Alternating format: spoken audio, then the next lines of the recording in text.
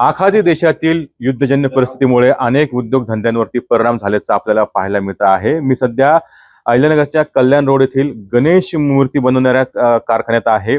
या उद्योगधंद्यावर देखील मोठा परिणाम झाल्याचं बोललं जातं आणि या ठिकाणी या संदर्भात बोलण्यासाठी आपल्यासोबत गणेश कारखान्याचे मूर्तिकार या ठिकाणी आहेत।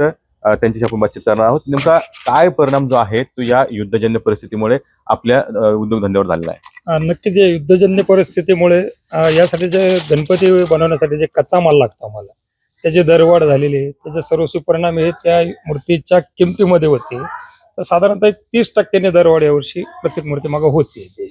म्हणजे यंदाच्या गणेश उत्सवामध्ये आता मूर्ती जी आहे ते मागणार आहे। नक्कीच 30% त्याची दरवाढ होते।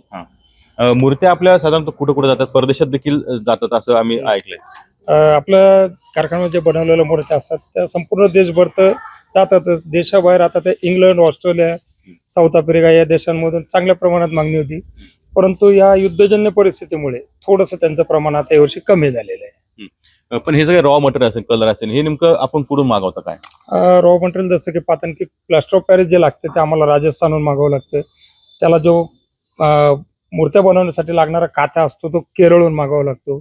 त्यामध्ये ऑइल बॉन्ड वगैरे या ज्या मेथड्स असतात त्या मुंबई, दिल्ली ह्या वेगवेगळ्या राज्यांमधून ते येतात। पण त्याची इंधन दरवाढीमुळे त्याच्या किमतीमध्ये बराचसा बदल झालेला आहे। तर निश्चित आपण बघतो की इंधन दर वाढ असेल किंवा आखाती देशातील जे युद्ध सुरू होतं त्याचा परिणाम जो आहे तो थेट आता छोट्या छोट्या उद्योगांवरती देखील झाल्याचं आपल्याला पाहायला मिळत आहे। त्यामुळे यंदाच्या गणेशोत्सवामध्ये ज्या गणपती मूर्त्या आहेत त्या 30% दरवाढ होणार असल्याचं जे आहे ते मूर्तिकारांनी सांगितलेलं आहे। कॅमेरा कमेंट कर कोणाचा टीव्ही 9 मराठी, अहिल्यानगर।